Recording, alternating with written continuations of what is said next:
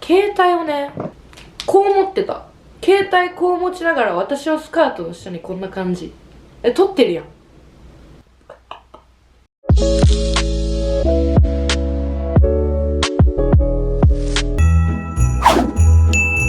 皆さんこんにちは、尾形咲です。今日はですね、ちょっと新年明けてからいろいろ皆さんとこう話す機会を増やしたいなと思ったので、ラジオみたいな感じで喋っていきたいなと思うんで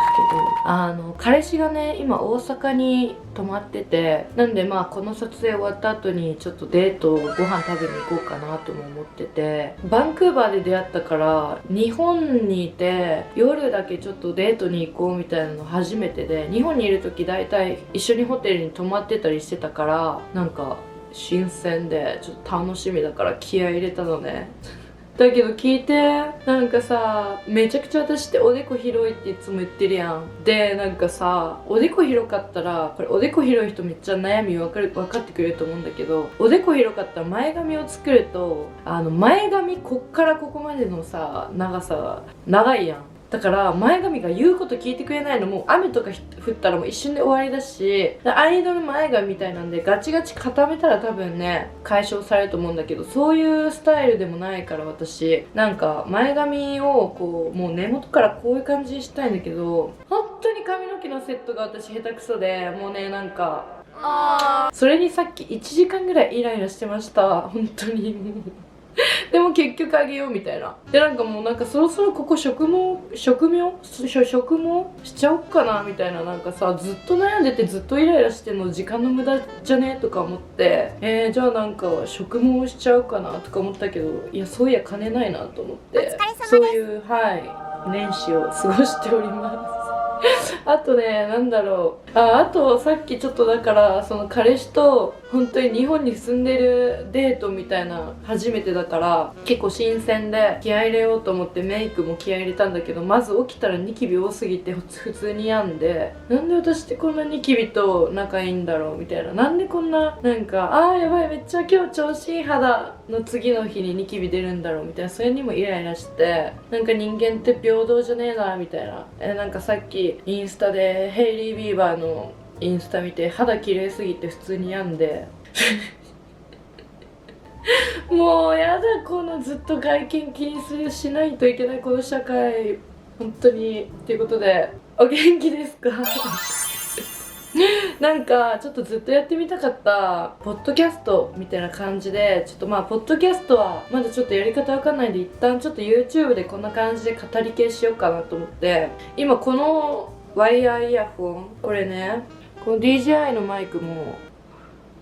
こうカメラとつながってなくって、なんか形だけマイクが今2個あって、よろしくお願いします。初回なんで、許してください。こうやっても別に音変わんないし、こうやっても大丈夫だし、どうでもいい。なんか私がいろいろね、この人生生きてて思うことを語っていけたらなと思うんですけど、とりあえずなんかみんなに愚痴りたいことが1個あって、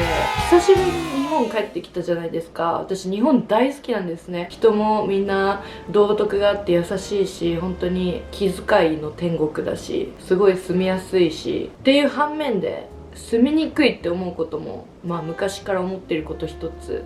あって、それがなんか男の目線。これがねちょっと本当に嫌だなって思う。本当に胸くそ悪くなる私のこの日本でのちょっと便利じゃないなっていうか、心よく住めないなっていう部分で、だからずっと私はもう家にいたりとか、極力電車に乗らないようにしてるんですけど、電車タクシー高いし、日本出かける時は電車なんですけど、この前ね友達と、本当に2年ぶり1年半ぶりぐらいに会った友達と、いや女の子って語るの大好きじゃん。だからカラオケでずっとね朝まで語ってて、でこれ始発コースだってなったから始発で帰ったんですね。カラオケが5時ぐらいに終わるから、朝の始発だから本当に人が少なかったんです。私の家って結構人がたくさん乗るメインの大阪環状線みたいなところじゃないから、始発って結構本当に人が少なくって、その家に向かう電車ね、車両に私しかいなかったんです。ラッキーと思って。で端っこに座ってたんですね。じゃあ男の子2人が、多分私より若い大学生ぐらいの2人が乗ってきて、なんか始発とか終電ってなんかそういう遊んできた人が多いからちょっと変な人多いのね。イヤホンつけようと思ってこんな感じで仕草をしてて、でこれねノイズキャンセリングじゃないから周りの音めっちゃ聞こえるんですよ。でその2人の1人が「やばいめっちゃエロい女いる」みたいな言ってきて、今なんつった？ビビって。なんかカナダってそういうの本当になくって、なんかエロい女いるとかまず人に言わないし、カナダがいいとか悪いとかじゃなくて、なんかその女性に対してね、なんか久しぶりに大学生の頃になんか味わってたこう軽視される感じを思い出して、結構トラウマで、それがめっちゃイラってしてしまって、お酒飲んでたっていうのもあるけど、私が始発でなんかまあもう服も気持ち悪いしメイクも早く撮りたいしみたいな感じの時にそれを言われて、なんかイラってして久しぶりに、ああここの車両やだと思って、その2組と私しかいなかったけど出たんです、すぐに。で出ようとしたとその時にもう一回その一人の男が「エロい女どっか行くやん」みたいな言われて、今なんつったって言おうとしたけど、私は本当にもうイライラして、もう関わりたくもなかったけど、でもこれを無視してたらこいつ他の女にもそういうことやるんじゃないみたいな、やり続けるんじゃないみたいな、その子の人生も心配になって、一旦なんか喧嘩とか嫌だからもう睨んで出たんですね。もう睨みを利かしてとにかく気まずくですよ、本当にジオン様、はい、とにかく気まずくしたかったんですね。で睨んで違う隣の車両に乗り込んで、じゃあその男たちなんかビビったのか知らないけど待合室みたいなとこになんか行ってでなんか電車が出発してもずっとその待合室にいて、なんかわかんないけどざまあ見ろと思って、なんかこのさ女を軽視する感じめっちゃイライラするよね特に電車、なんか電車ってマジでなんか私が神経をこう研ぎ澄ましすぎなのかわかんないけど、でもそのね、やばいエロい女いるわみたいに言われた時の格好、これ全然エロくないし、なんならもう早くもうなんかもう誰にも見られたくないみたいな、そういう感じ。マスクしてなんかもうドロドロだし顔みたいな、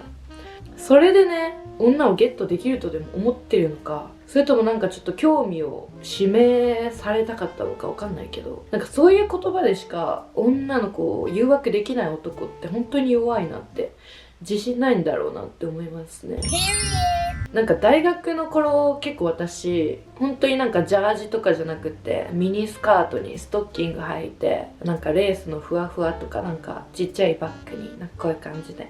行ってたんですね、大学で。その登校してる時に男の人、まあおじさんですねがもう携帯をねこう持ってた、携帯こう持ちながら私のスカートの下にこんな感じ、撮ってるやん撮ってるやん。そういうのを見ると私もうすぐ逃げようとかじゃなくて捕まえようっていう風になってしまって、おじさんのここの服を掴んで、その人も一緒に降りたんだ、京橋で一緒の駅やんと思って、そのままこう掴んで、で駅員さんに「すいませんこの人盗撮しました」みたいな言ったんですよ。じゃあなんかその瞬間「撮ってないし」とか言いながらめっちゃ携帯こうやってやってるの、いや消してるやんみたいな、消してると思って、そううちらがおじと私が乗ってたうちらのその電車が出発するドア閉まる途端にそのおじ逃げ出そうとしたんです。その電車乗って次のもう駅に逃げようとしたんですね。でその瞬間にもう駅員さんが捕まえてくれて「ちょっと待ってください」みたいな、捕まえてくれて一緒に警察行ったんだけど、まあ証拠がない、消したから、その自分の目的地に降りたのにもかかわらずもう一回電車で逃げようってしてるっていうことは撮ってるやん。大体わかるから、駅で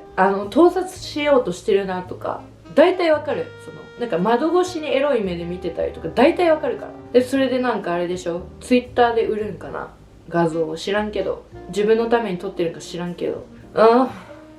なんかもうちょっとなんか法律作ってほしいね。そういうことをしたら人生終わるぐらいのね法律作ってほしいですね、それが私のちょっと日本の住みにくいとこかな。なんか安全っていうのはわかるけど、女性からして安全かみたいな、女性専用車両を作らないといけないぐらいのあれだし、日本だけその iPhone シャッター音なるやん。あれも盗撮が多いからでしょ、知らんけど。とりあえずそのなんかやめれる脳みそが下半身についてる男たち。はい、多分これはね私の視聴者様が結構思ってることだと思います電車マジで嫌いなんだよね。はい、愚痴でした。あと最近私が思うことは、なんか人生って時間有限じゃん。絶対誰しも絶対死ぬじゃん、その生物なんだけど、その時間に TikTok とかショート動画とか YouTube とかもそうだけど、現代便利すぎてなんか逆にすることないみたいな。だから TikTok 見たりとかそういう社会になってきてるなと思って、なんかもったいないなと思って。でも自分もするんよ、そういうことを自分もするんです。なんか最近マジでドーパミンをショート動画とか TikTok とか YouTube とかから得てる人が多くて、ドーパミン不足。ロング動画とかもさ、ドーパミンが出るとこだけ見て、例えばなんか動画見ててもコメントばっかり見てるとかね、私も結構しちゃうんだけど、 TikTok とかでも動画見つつコメントを見てるみたいな、コメントを見に TikTok を見てるみたいな。いいか悪いか置いといて、なんか時間もったいないなって思って、人の目を見てるというか、結構ノートとペンでこういろいろ自分の思うこととか書くんですけど、それするとね人の意見とかも見えないし、批判とか人の意見とかなんかそういうのがないこの時間、今も自分でこうカメラに向かって喋ってるけど、なんか安心するんだよね。なんか見すぎたんかも。2025年ちょっと病んでたし、なんかそのせいもあるかもね。 TikTok とかなんていうんだよ、そういうプラットフォームのコメントとか見すぎると自分の視野が狭くなるというか、行動範囲狭くなるというか、考え方が狭くなるというか、なんかしようと思った時に誰か知らない第三者のコメントが頭の中によぎったりとか、めっちゃ良くないなと思って。だから2026年 TikTok とかショート動画とかはマジで見ないようにしようと思って、見るんだけどその数を減らそうと思って、で見てる時もコメントとかを極力開かないようにしようって心がけてます。なんか自分の仕事的にちょっとショート動画とかトレンドとかなんていうんだろう、そういうのも知っといた方がいいかなって思って見てるんですけど、時間の使い方この年になって考えるようになりました。なんかねやっぱ SNS の社会とか、逆に都会とか行くと、人が多いとこ行くと誰もがもうみんなが誰しも人よりこう優れようと、誰かよりも早く行こうとか、なんかみんなより便利に生きようとかするんだけど、それって本当に大事なんかなっていうのに気づいて、なんかごめんなさいもしスピってたりしたら。スピってるって何かわかんないんだけどだからこれもそうだよスピりすぎだろクサクサみたいなコメントよくあるじゃん。そのコメント今頭の中によぎって、今なんかそれを気にしたよね。Z 世代、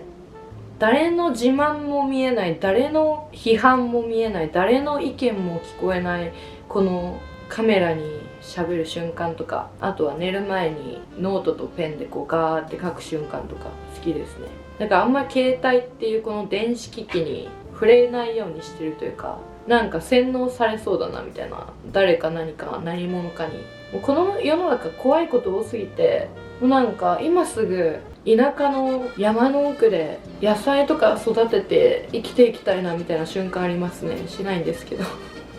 だからなんか毎日一緒のことをしてて、なんか毎日この便利な社会で生きてるからこそ、なんかたまにあるハプニングとかそういうものに弱いというか、逆にそういうものが珍しくて楽しいって時もあるし、なんか飢えてるんだよね。そう、それで思ったのが、こうペンとかノートでこう自分でこう書いてる時に、なんか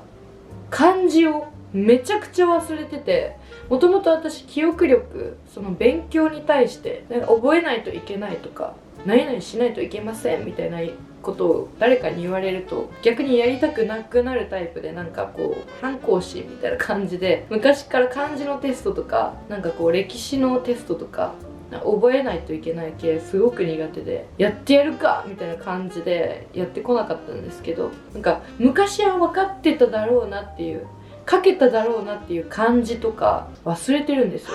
ずーっとこう情報をさ受け取るだけの脳みそになってて、何か自分でこう出す脳みそにならない、生産的なこう脳みそになってないことに気づいて、この前やばいこの漢字なんだっけと思って、でもなんかこう漢字なんだっけで思い出したっていう時にめちゃくちゃいい脳の物質が出るらしくて、それがなんか脳をずっと成長させるキーポイントみたいな、知らないけどなんかそういう本を読んだことがあって、だからなんかそのひらめき、アハ体験が大事らしくて、私たちのこう人間の脳、それを最近はなんか自分でやるようにしてますね。 AI とかも何でも聞けるけどさ、すごいいいヒントくれるし、逆になんか TikTok で得た知識を実生活で生かすこともめちゃくちゃあるんだけど、幸せにならないよね SNS 見ててって思う。難しいよね。なんかルッキズム社会とかさ言われてるやん。でもなんか見た目気にすんなって言われてもさ、結局スマホ開いたら可愛い人、綺麗な人がいて、肌綺麗な人がいて、自分とは違う魅力を持った人がいて、比べちゃうやん。当たり前やん。矛盾世界。人と比べないで自分に期待して生きていこうとか思うけど、なんか気づいたらやばいこれちょっと漏れたしインスタ載せようとか、ストーリーの下どんな反応来るかなとかすごい考えるし、でももしこのスマホない社会で承認欲求って絶対あると思うし、どの時代でも人間はまたそう違う形でみんな何かをしだすんかなって思ったら、別にスマホって悪いものじゃないんかなみたいな、よくわかんないです。お疲れ様です。いろいろ思うことをこういうノートに書くんですね、寝る前に。なんか楽しいと思いながら書いてて、でなんか書き終わって、これストーリーに載したらおもろいんじゃねみたいな。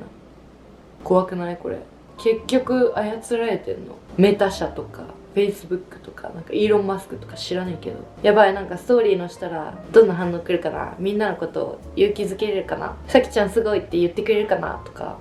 そういうことを考えてしまうんです。結局良くないと思って、操られてるこのネット社会にと思ってストーリーには載せませんでしたけど、この私がちょっとやってる YouTube でいろいろ語れた今日、これを載せたらどんな反応が来るか、皆さん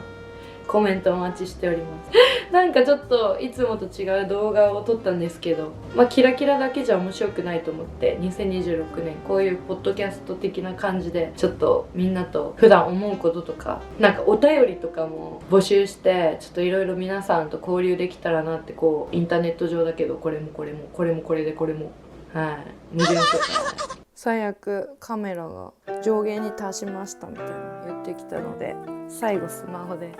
皆さん今日も最後まで見ていただいてありがとうございました。なんかこんな感じでポッドキャスト風こういう動画もちょっと上げていけたらなと思って、またなんか話してほしい題材とか、普段思うこととか、こういうことをさきちゃんどう思いますかとか、こういう悩みありますみたいなのあれば、インスタの DM でもいろいろ送ってください。全部見てます。また次の動画で皆さんお会いしましょう。